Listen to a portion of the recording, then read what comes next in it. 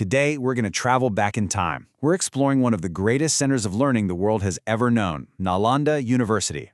And our guide on this journey? It's actually a really powerful speech from 1951, given by India's first president, Dr. Rajendra Prasad. He was trying to rekindle an ancient flame. Let's dig in and see what that was all about. You know, this one sentence says it all. It was delivered over 70 years ago, but it just perfectly captures the whole mission. This is a call to action, right? A dream of bringing something incredible back to life. And it was never just about rebuilding some old ruins. It was about reviving an idea that had once lit up all of Asia. So here's how we're going to break this down. First, we'll look at the vision for bringing Nalanda back. Then, we'll dive into its golden age. After that, we'll explore its totally unique way of learning, trace its legacy across the continent, and finally, come back to that powerful, enduring call for its rebirth. All right, so let's start with the man who had this powerful vision, India's very first president. See, Dr. Rajendra Prasad wasn't just some politician. He was a deep thinker, a scholar, a historian. So when he gave this speech in 1951, it was a really big deal. He was there to lay the foundation for a new institute right on the original grounds of the ancient university. For him, this was personal. It was about reclaiming a huge symbol of India's intellectual heritage for a brand new, independent nation. So what was all the fuss about? What exactly made Nalanda so legendary that Dr. Prasad was this determined to revive it? Well, let's take a journey back to its golden age. The first thing that just blows you away about Nalanda is how long it lasted. I mean, its story starts way back in the time of the Buddha. It really takes off during the Gupta Empire and hits its absolute peak in the 7th century. We're talking about a beacon of learning that shone for more than 600 years before it was tragically destroyed. Okay, get this. At its height, Nalanda had 10,000 students.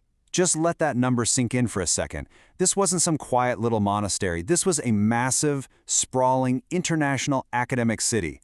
It was pulling in scholars from all over the known world. And for those 10,000 students, there were 1,500 teachers. Do the math on that. That's a ratio of less than 7 students for every 1 teacher. I mean, that suggests a level of personal attention and real mentorship that most universities today can only dream of.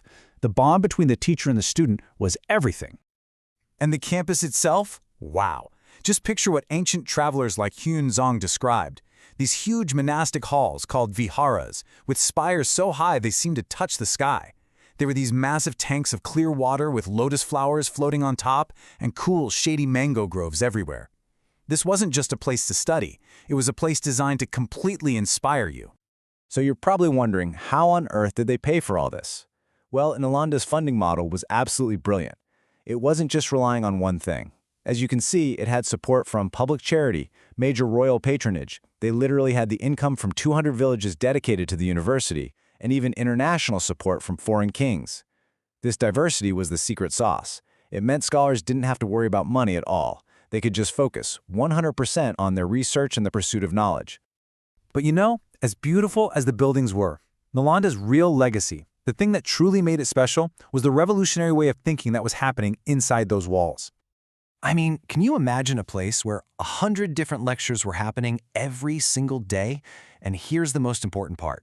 They were open to absolutely everyone, no matter what their background or beliefs were. This was a place that was built on open inquiry and fierce intellectual debate, completely without prejudice. And the curriculum, it was a masterclass in holistic education. Every student had to master 5 core subjects.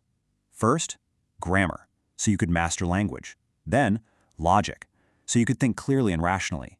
Next, medical science, to take care of your own health. And this one is incredible.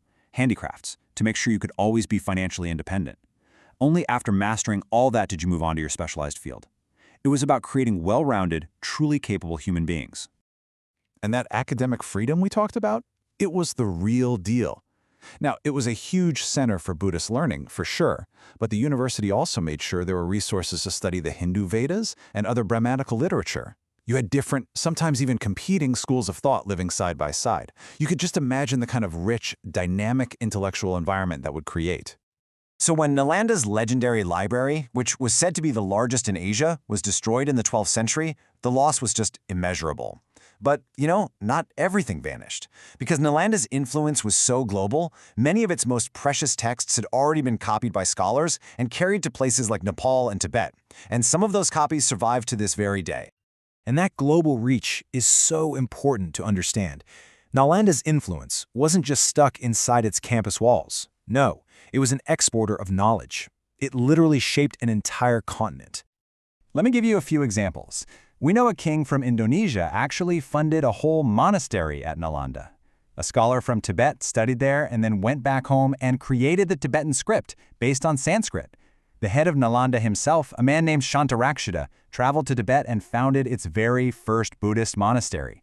We even have records of scholars coming all the way from Korea to study. It was a true global crossroads of ideas. And this influence wasn't just about philosophy. Nalanda was a powerhouse for the fine arts. Its unique style, especially its stunning bronze statues, spread all across Asia. You can see its influence in the art of Nepal, Tibet, and way beyond. Its legacy isn't just written in old books, it's literally cast in metal and carved in stone. And that brings us right back to where we started. Back to that day in 1951, and Dr. Prasad's passionate plea to reclaim this unbelievable legacy. His vision was just so complete. He wasn't aiming small here. He wanted to rebuild Nalanda as a modern center for everything that made it great in the first place: art, literature, philosophy, religion, and science. He saw it as a place where all threads of human knowledge could come together once again. But at the very heart of his speech was this powerful idea. A real cultural rebirth doesn't come from putting up new buildings. It comes from people. It's born from dedicated scholars who are willing to devote their entire lives to nothing more and nothing less than the search for truth. And that kind of leaves us with one final big question to chew on.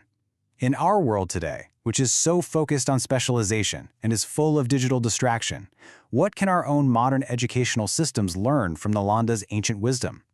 From its commitment to holistic knowledge, to fearless open debate, and to that simple but profound idea of creating not just smarter students, but wiser and more self-sufficient human beings? It's definitely something to think about.